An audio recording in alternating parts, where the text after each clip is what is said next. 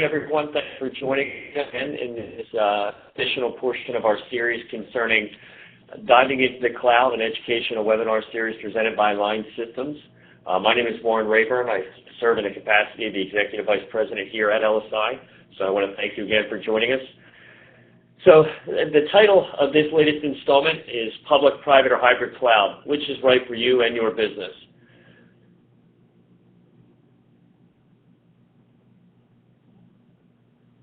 So one of the first things to cover is the considerations when undertaking such a critical component of your IT infrastructure. So some of the material that we wanted to present here for you today is this list of variables. So company size. So one of the things on your standpoint, and you're one direction or another, based on IT needs from a service and serviceability perspective, your infrastructure, and your support locally. Current IT staff, resources, and budget. So again, is this a situation where you can address some of your operating expenditures as well as consolidating resources or better allocating those resources to other outstanding projects? Your projected growth.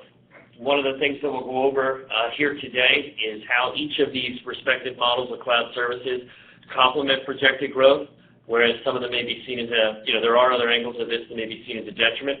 So one of the things you're going to have an appreciation for is your growth, both organic and acquisitive, possibly.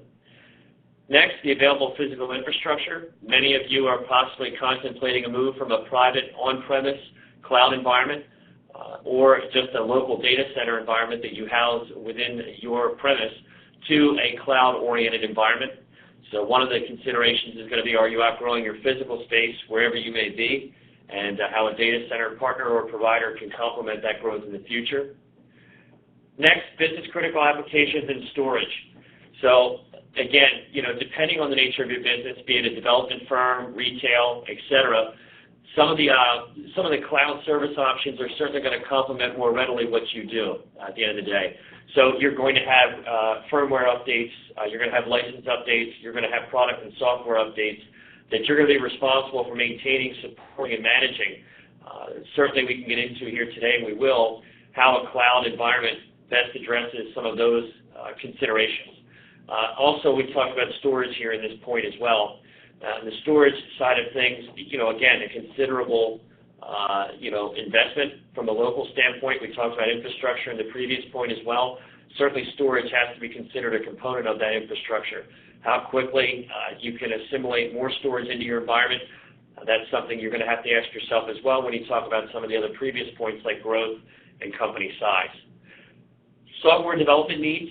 Again, this is something whereby, we're going to talk about here today the cloud lending itself to quick expansion of software and the escalation of various versions. And as you come into those, your licensing requirements, maintaining those, being up to date, et cetera. And we'll get into the advantages in a cloud environment as it pertains to those updates and upgrades. Security and compliance, again, a major consideration for many of our customers being in the healthcare space, for example, or public services, be it law enforcement or otherwise. You have PCI compliance, you have HIPAA compliance. Many of our customers are concerned about EMR transactions, emergency medical records, storage and transaction of itself. All of those things have to be considered. So you're going to look at the security, physical security, as well as the network security provided by a partner in a data center environment, or if you decide to do this privately in-house, you're going to obviously have to take those matters into consideration as well in the subsequent audits that take place. And then lastly, mobility. Today's worker being in a BYOD environment, bring your own device. So it's a situation whereby a cloud environment is going to more readily allow itself to be adopted by and accessed by your usership in the field. So a very practical example, being able to have your sales team on the road, be it in an airport environment or just simply in a customer location, and being able to access inventory real time, being able to access order details and product demos for that matter that can be stored on the network and be readily accessible. And that mobility also pertains to disaster recovery as well. So that's one of the other things we'll talk about when comparing some of these options, how Others are more in line with a DR plan than others. And again, how that mobility piece then allows you, in the event of an emergency, to continue to access and conduct your business without missing a beat. And it also pertains to your phone service as well if you go to a hosted PBX environment.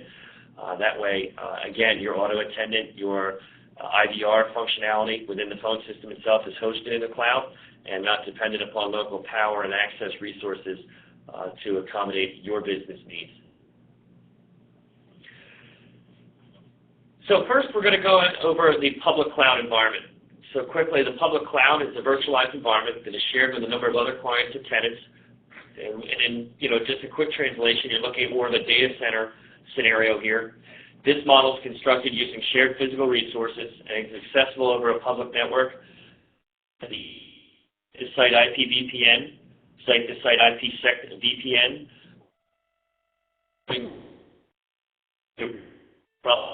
MPLS IP VPN.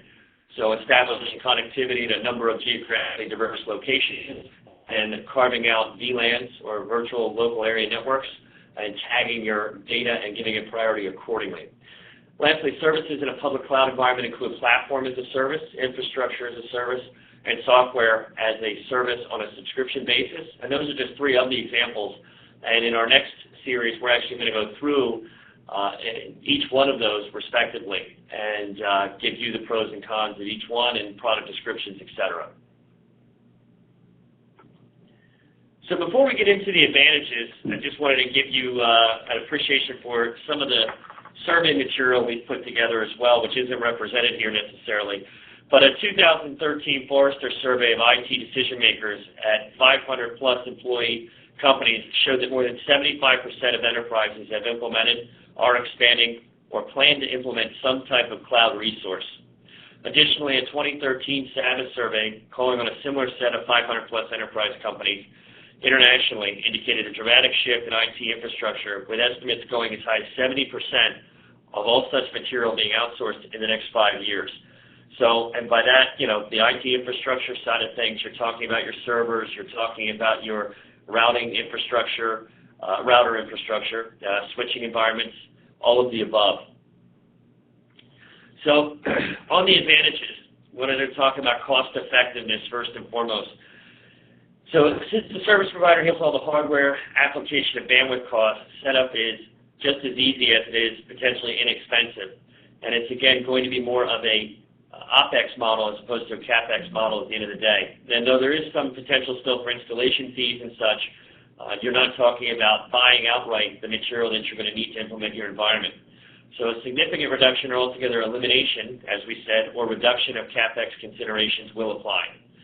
So the interesting thing, again, on cost is you want to think of a data center as a massive IT room. And basically what they're doing is they're pulling together collectively a group of hardware resources and then subdividing those virtual environments that they create by users and allowing you to then have the flexibility, which we'll get into here in a moment, of turning up and turning down resources relatively quickly as opposed to waiting for hardware to be shipped and then configured and integrated and licensed. The elasticity aspect, that's going to be the pool of resources that we're here to talk about today, but it's just the vastness of those resources in a public cloud environment that allows for the seamless fluctuations in activity, downturn, accelerated growth. So you can spin up environments hypothetically in 24 to 48 hours in the event that you have a natural disaster that you're contending with, acquisitive growth, or any number of things that, for that matter, it just gives you greater flexibility and elasticity, as we said. Reliable connectivity. With built-in redundancy configurations and no single point of failure, your network will always be up and running. Multinodal options are available with complete field redundancy. So to break that down very simply speaking, when we meet with our customers from a consultation perspective, there are a number of different ways you can do this depending on the sensitivity of the environment. We had one case study that we released with an ambulatory care facility, for example, that was having issues with local plant or final mile or copper facilities. So what we ended up doing in that case was having one fiber run through the local exchange carrier down one side of the street. We then had a cable co fiber run take place down the other side of the street. And then lastly, we entertained even a private fiber model that didn't touch any network except our own. And on the voice side, we ended up putting in some lines at a location about 500 feet down the road. We put out a hosted PBX solution for them. They had PRI handoffs into a traditional PBX on site as well.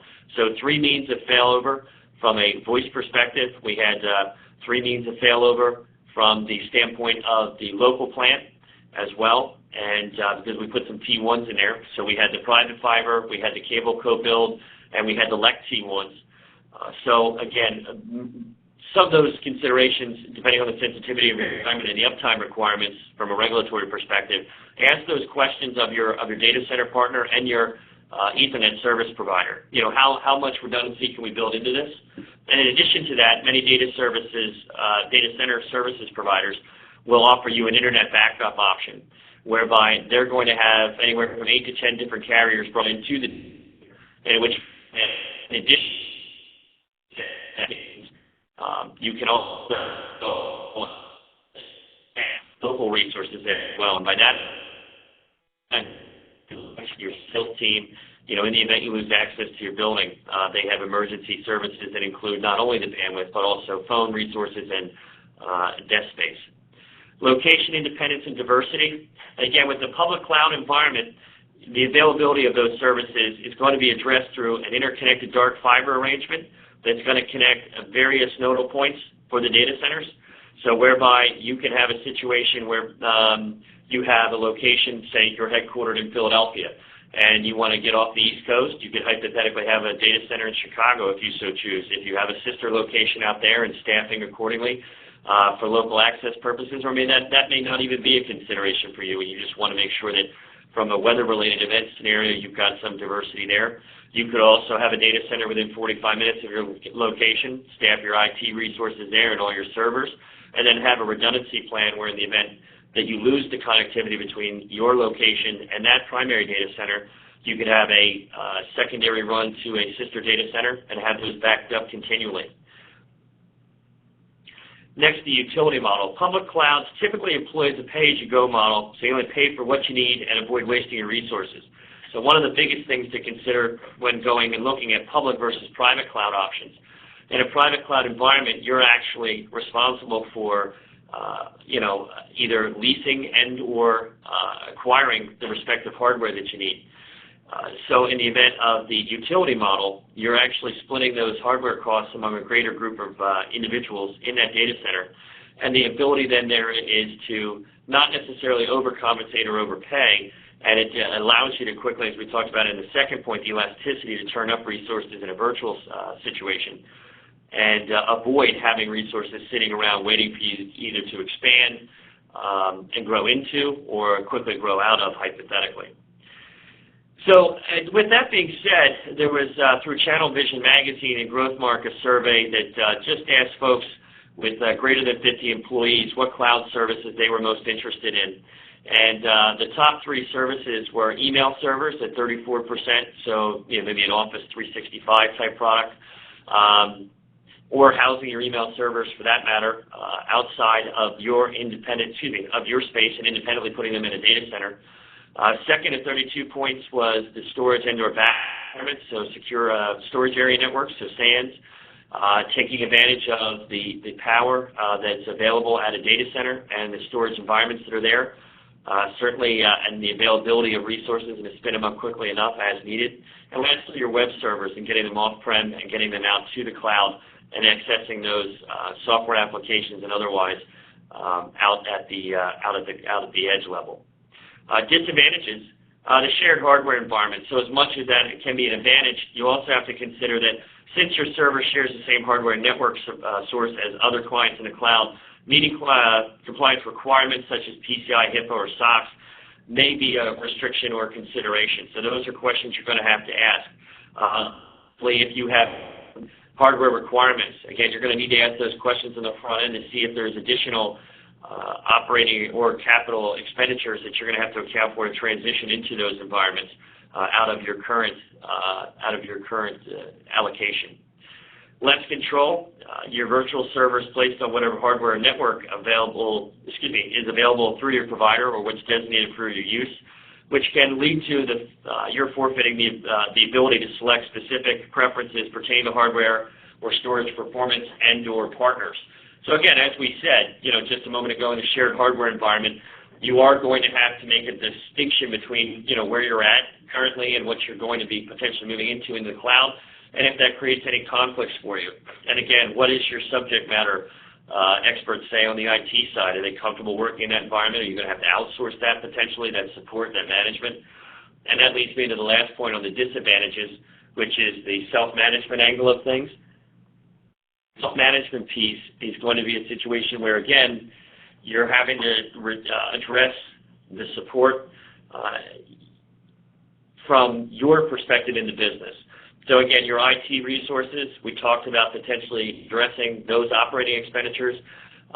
You're going to have to give careful consideration to what your support looks like long term. Now, by and large, most customers find that there's a IT resources as they move to the cloud more readily than if they were to house it locally. It's something that, again, you're open to support the management as opposed to a partnership with the data center provider in that sense. Now, what we wanted to touch on here as well was your typical users. And the typical users in a public cloud environment are going to be larger organizations with their own team of technical or IT-related staff. Users with production environments, for example, messaging or collaboration applications, web servers, and development systems where security and compliance requirements are not an issue. So in that public space, again, I think what we're trying to do here is draw the distinction between, a medical environment and, say, a software development firm. For the software development firm, it's all about the resources, storage capacity, the ability to interface with software as a service providers, platform as a service providers. It's all about processing power at the end of the day, flexibility, elasticity, as we discussed, and moving away from a CapEx model into more of an OpEx scenario. Whereas for a medical facility, which we're going to get into here in a moment, in the private cloud environment, there are certain access issues that a public cloud creates. There are certain security considerations as well that a public cloud would initiate as a consideration. So with that said, let's get into the private cloud. So private cloud is a single-tenant environment where the hardware, storage area networks, and network facilities are dedicated to a single client or company. So a private cloud can actually have two looks to it. It could be a private cloud that's housed locally. Say you're in a geographically diverse environment with multiple locations involved. So you have maybe 8 to 10 sister sites that are all coming back to one main headquarters, which you can facilitate through the MPLS, and then have a private cloud at your location. And the management therein is under your jurisdiction. Or you can have a private cloud environment where you rent a cage, cabinet, or just individual rack units within a data center environment, but that is dedicated solely to you, and security purposes, access purposes are all isolated to your organization. So, and one interesting piece on that front is that the private cloud is most relevant and prevalent in enterprise spaces currently. It's a situation whereby many of these larger organizations, because of the requirements that they carry on the regulatory side, more often than not find themselves in a private cloud environment, and the security measures that it offers as well. I mean, you can have your entire environment in a private cloud with an entire cage, whereby it's down to the floor itself and through the ceiling, so there's no physical access. You can have retinal scanners installed, fingerprint scanners, any number of ways to secure the environment, and then also complete and total control of the network access piece as well, all the firewalling components, all the restrictions, etc. So you ensure that you're at the highest end on the compliance scale. So the advantages of the private cloud is going to be the security environment in and of itself, as I touched on there a moment ago. Private clouds can be specifically designed to ensure high levels of security with role-based access control that cannot be accessed by other clients in the same data center. So as we talked about, there's the physical security piece that is a distinct advantage here. Better control. So since a private cloud is dedicated to a single client or organization, it's inherently customizable and configured to achieve the needs of a tailored network solution. So again, total control and completely independent of the other considerations of those in a shared space environment. Cloud bursting. This service allows your provider to switch certain non-sensitive functions to a public cloud to free up more space in the private cloud for those sensitive functions that require it. So again, a situation where you may be a seasonal business or you may have a development project or otherwise.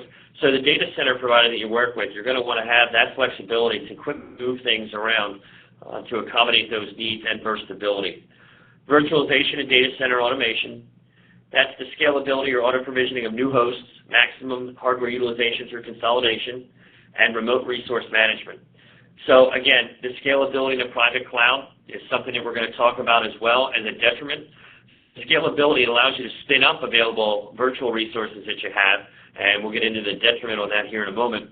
But the other piece is that the auto provisioning aspect of your new host environment, maximum hardware utilization. So again, ensuring that you're consolidating physical servers that you may have now in a private cloud that's housed either locally or in a you have a myriad of servers that you can then consolidate into a virtual environment. So you're looking at saving on power, cooling, and also for further development down the line and growth. Compliance and performance, PCI, DSS, and HIPAA compliance concerns are assured and guaranteed nearly all the time in this isolated and secured environment. Again, it's complete control. The only guarantee is the folks that are interacting with it and making sure that there's adherence to all those respective compliance requirements. But as far as your physical infrastructure, you certainly are in a much more secure environment than you would be had it be hosted at your premise itself or otherwise. If you're looking at a data center environment for that matter, you can certainly take precautions in a private environment that resemble a data center. I'm not trying to negate that potential, but certainly when you're talking about outsourcing that need to a data center provider, it's a whole other level of security in most cases. Consumers should also consider the dedicated nature of various means of connecting to their private cloud environment and avoid the trappings or performance of public internet altogether. So in this particular case, what we're suggesting is the tunneling aspect of what we discussed in the initial introduction. So that'd be IPsec, VPN tunnel, site-to-site. But the encryption angle is certainly going to be something that you're going to want to talk to your provider about. And QoS settings based on class of service, and ensuring that your private data is maintained, as well as go through the network security elements of your provider, and again, as well as your own independent encryption and making sure that that is adhered to and then passed through by the provider. And also, lastly, the MPLS piece. So that's going to be independent connections at each one of those remote sites back to your hub or back to the respective data center, and that's always an option for you there also connectivity-wise. Disadvantages. So in that, there you go. On the disadvantages side, again, the limited scalability, which I touched on a moment ago when discussing scalability as an advantage as it pertains to consolidating physical resources and having them come into a virtual environment. You are limited from a scalability perspective through that virtual environment that you have, only in the sense that in a public cloud, there's shared resources from a hardware standpoint. In a private cloud, you'd obviously have to accommodate additional hardware, hypothetically, but the scalability is much greater. So just something there to draw that distinction. So if you're looking at the pros, again, the scalability being the consolidation of your traditional environments into a virtual environment and eliminating a lot of your operating expenses pertaining to heating and cooling. And then it also addresses the CapEx side of having to buy continually new servers. But then the limitation being that you don't have the ability to necessarily go beyond in rapid fashion that virtual environment without necessarily upgrading the hardware itself, whereas in the public cloud you do have that option with the shared resources.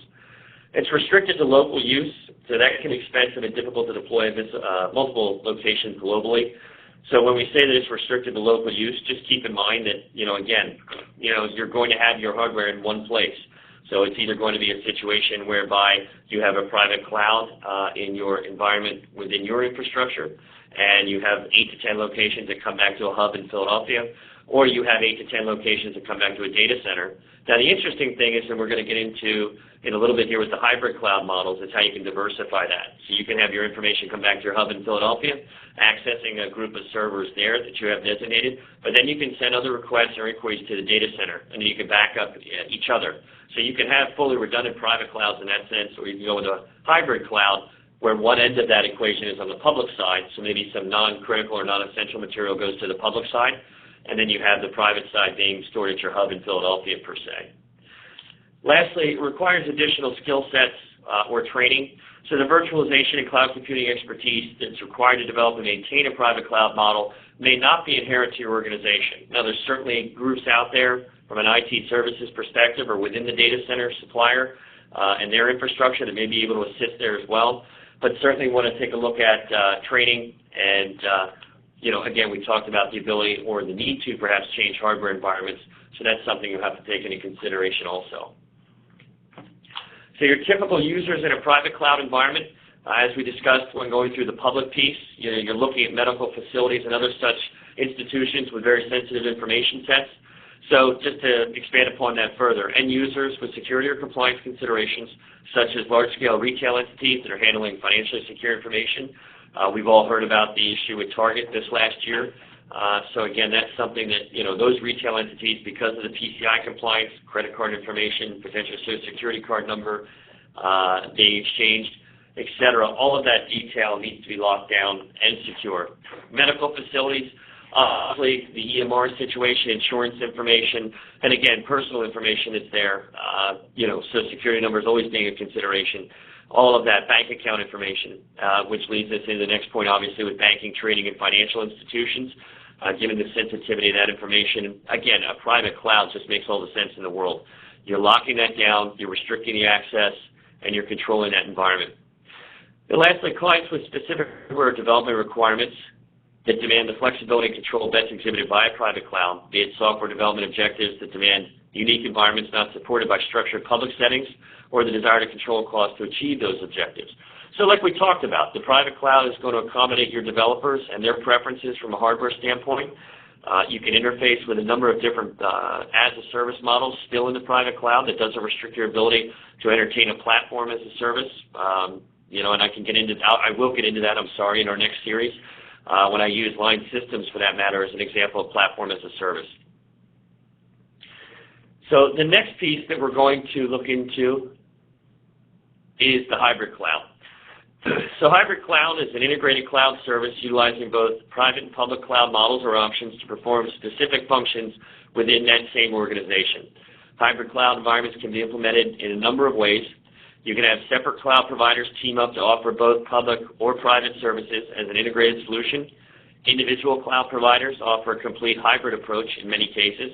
And organizations who manage their private cloud themselves but sign up with a public cloud service, which they then integrate into their infrastructure. So again, let's just run through that. So separate cloud providers team up to offer both private and public services as an integrated solution. So whereby you have, perhaps some element of it housed at your location physically, your hub in Philadelphia, to continue to use that example. Then you may have a situation where that cloud provider gives you access to a data center solution, and then connecting those two and interconnecting the sites through a Ethernet connection or T1, whatever the case may be, whatever your requirements call for.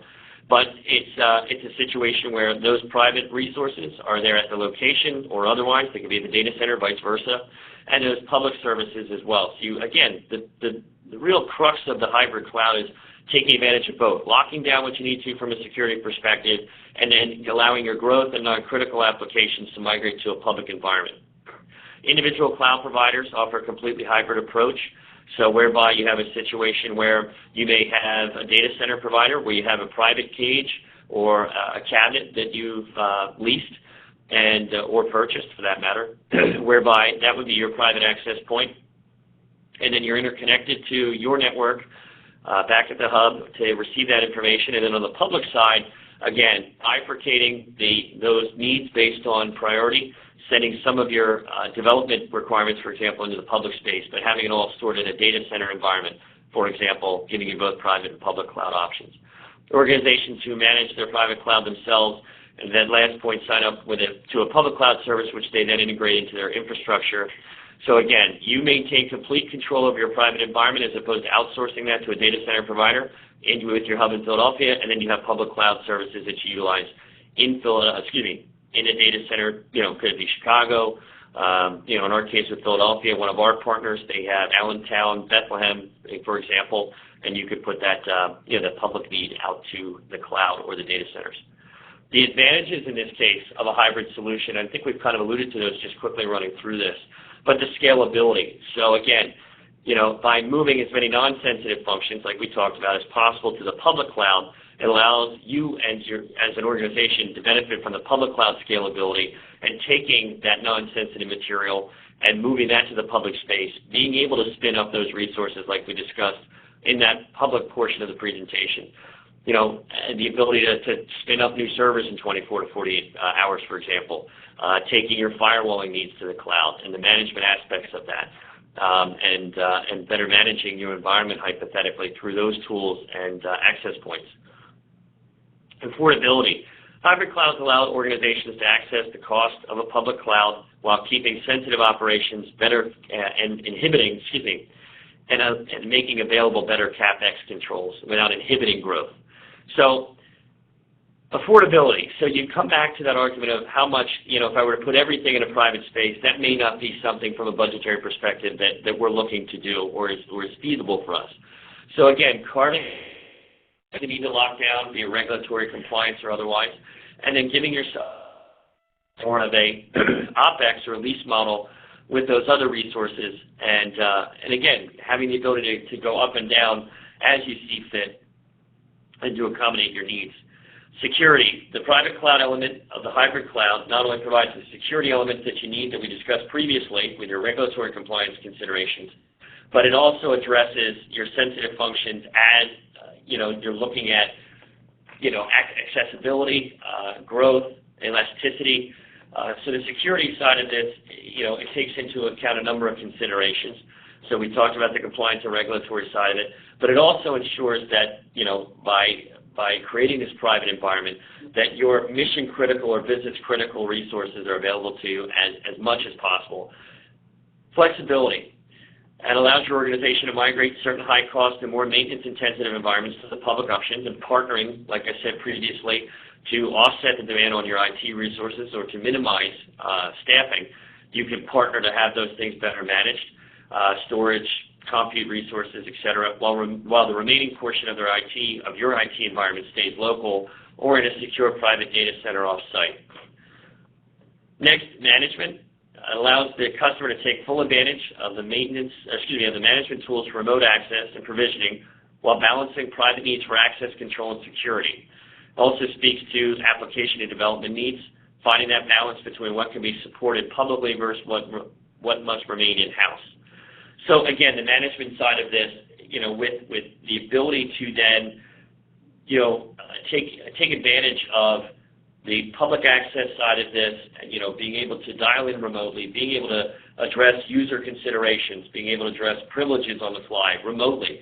You get wind of an issue and, you have to lock down certain portions of your network or otherwise. You can do so remotely. It's not a matter of having local access as well, and it gives you greater flexibility when turning up new users as well as your management of potential issues. So again, we talked about web and email security. We talk about potentially endpoint device management, wireless device management. All of those respective items, come into the management security consideration at the end of the day and are much better facilitated at a cloud level. So the disadvantages that we feel in a hybrid cloud environment: infrastructure dependency. In the event of an outage, you yourself, your IT staff, they're responsible for resolving the issue. And again, that applies also to the private cloud environment. So that's one detriment necessarily that you have to consider. Again, you are solely responsible for that equipment as opposed to public environment, solely public environment, let's say, whereby the provider of that service, the data center provider, is going to quickly move you to adjoining resources that can quickly get you up and operational. Security compliance. In order to comply with the organization's security policy, you need to ensure all cloud services, both public and private, meet the standards of your industry or the regulatory standards or otherwise. And that includes the migration to the cloud initially, where actually one study showed 47% of enterprises have an incident where intellectual property, customer data, or financial data has been exposed to the extent of violating migrations or company policy during the course, as I said, of the migration to the cloud. So that's very important. So that's something that, when you eventually do migrate from a facilities-based cloud environment or a facilities-based server environment, whereby your hub serves as that central repository, when you're pushing that information out to the cloud, you can see there very quickly you have considerations on exposure. which you're going to have to address. And again, that comes back to that question of encryption, with your data provider. Next, on the networking side, in order to deploy a successful and reliable hybrid cloud environment, it's vital to have a network setup that ensures fluidity and effortless data transfers, and so therefore you have the question of connectivity and diversity. So let's reinforce that point on the disadvantages. You really need to properly flesh out all of the potential exposure points that you have. So we talked about the security, compliance, and exposure of your data. You really need to watch your encryption angles there. On the networking side, it's availability. The cloud doesn't do you any good if you can't get to it, basically, right? So you want to have a situation whereby, like I mentioned with that previous case study, you want to explore various connectivity means and options. And within those, so if you go with an MPLS network, then you want to look at a tunneling option off maybe a secondary, completely diverse network route. So in other words, you have your local exchange carrier's final mile or a final mile copper or fiber. Well, maybe you want to go with a cable co with a diverse run back to a different setup. So next, let's get into the typical users on the hybrid cloud. So a lot of the instances we're seeing today in today's marketplace, web and e-commerce. So application developers in this space are often looking for tools that facilitate proper compliance. We've talked about PCI here on a number of occasions, while accounting for dynamic resource requirements and development tools. So it's that very fine line between ensuring you're compliant, but also burstability if you're a seasonal business, and development tools. So to stay fresh and stay current, stay relevant, updating your software needs and your development tools. Again, not worrying about license models whereby, in order to upgrade to the next, successive version of the respective software environment you work in, you're having to purchase licenses. The cloud models, based on that subscription model, you get all of that latest software and firmware versions made available to you. And again, the compliance piece, like we talked about, putting some of that material in a private cloud and allowing for your development resources to be housed in a public space. So it's the best of worlds. Next, clients with storage needs and local staffing considerations. The public aspect of the hybrid alleviates storage capacity issues, security and spatial considerations. Additionally, outsourcing such needs will reduce demand on strained local resources, staff, physical infrastructure, power, space. The private contribution could be viewed then as a better utilization of specialized local talent, ensuring real-time access, management, and control of the public environment. So again, ultimately, it kind of summarizes best what we've alluded to here with the hybrid model, in that the public side of it alleviates that storage issue, like we've talked about, the retirement of hardware or hardware hitting a wall. You alleviate that by having that fluidity and going between different virtual environments. Capacity issues are no longer a consideration, again, because you can quickly move those resources around. Security and spatial considerations. If you're talking about access, instead of having it in your hub, hypothetically you can move your data to a fully secured, fully monitored, fully staffed data center. And then on the spatial side, you're not worrying about outgrowing your data center locally anymore. Now you've got the full breadth of potentially 200,000 square feet at your disposal. Now on the private side, the contribution can be seen as better utilization of specialized local talents. So again, taking best, practices, taking best management practices and development talent, and ensuring that on the, on that side of things, they have access to the material, that they're going to need to support the business, also to secure the business, and also to develop it. And then lastly, on the real-time access management and control, and again, that just speaks to the summary statement I made a moment ago. Verifying and ensuring that you, again, have remote access to all of the respective resources, as opposed to being dependent upon an access methodology that means you physically have to get to your place of business. I'll leave you with a case study that we had involving an organization before we get into these last few points that was affected by Hurricane Sandy, a shipping conglomerate out of Paterson, New Jersey. They lost access to their data center, which they housed privately at their location for 2 full weeks. Therefore, the entire business, all of their servers were inaccessible, all of their respective, physical infrastructure was inaccessible. So they literally were out of business for 2 weeks.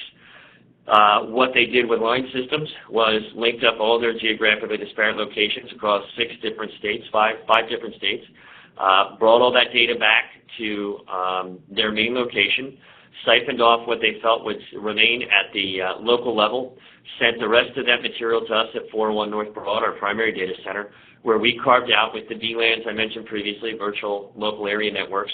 We carved off that private data, separating it from public internet traffic, and shot that down to our data center that in this particular case is going to be located in Bethlehem, Pennsylvania. And they have additional resources there from a server perspective. They virtualized their environment, and all of their private related needs and much of their public needs are then housed there. So then the superfluous material, for example, they may feel that a certain local application isn't necessary. Well, maybe that's housed still in Patterson. But then what they've done is they've taken their email servers, they've taken their transactional material and their billing servers and put those in the cloud and taken best advantage of both the private side with their application server spaces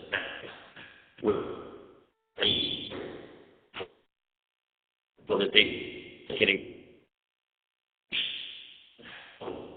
secure and have access to.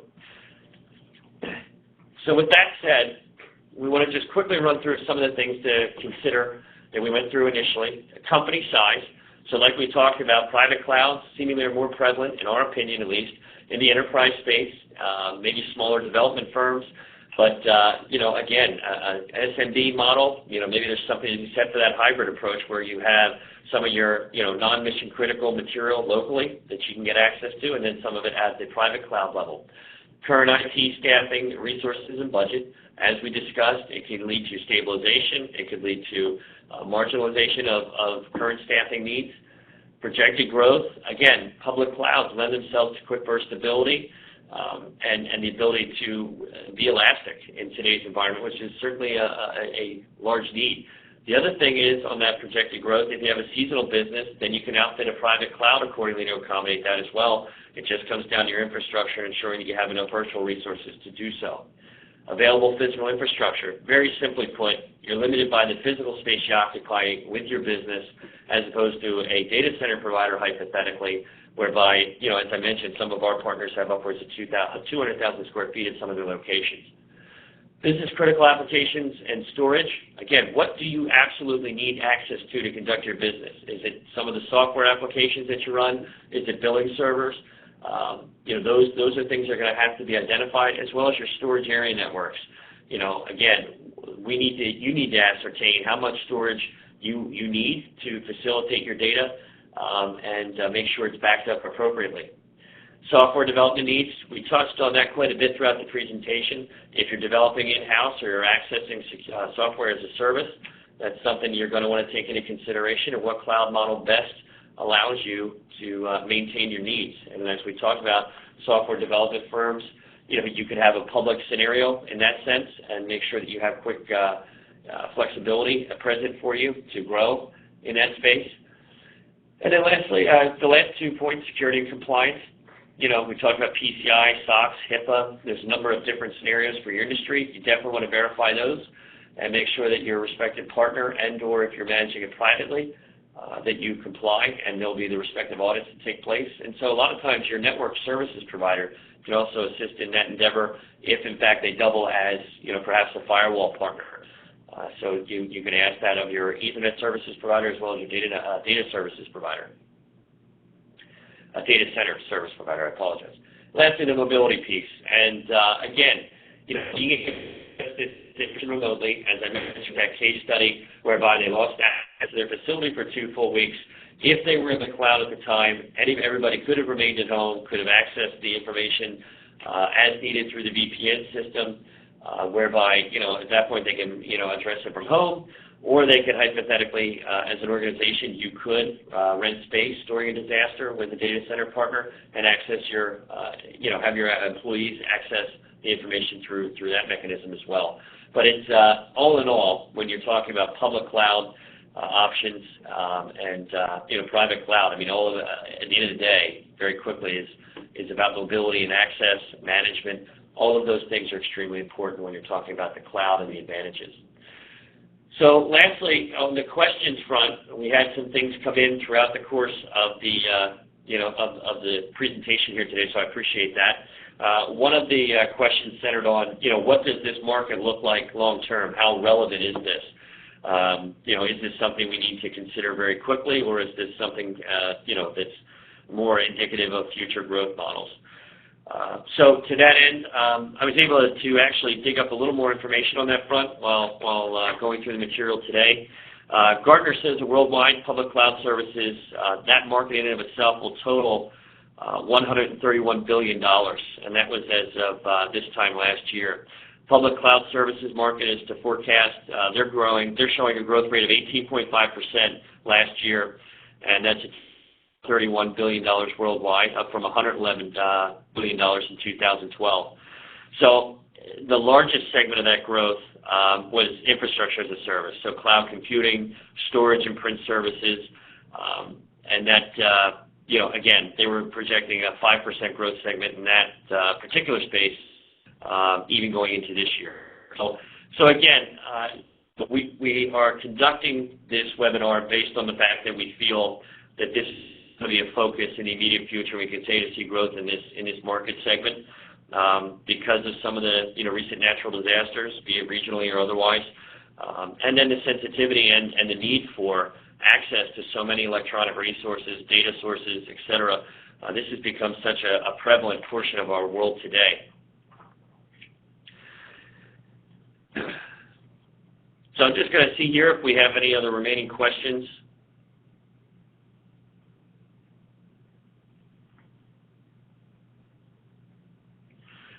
So thank you very much, everybody. I do appreciate your participation today.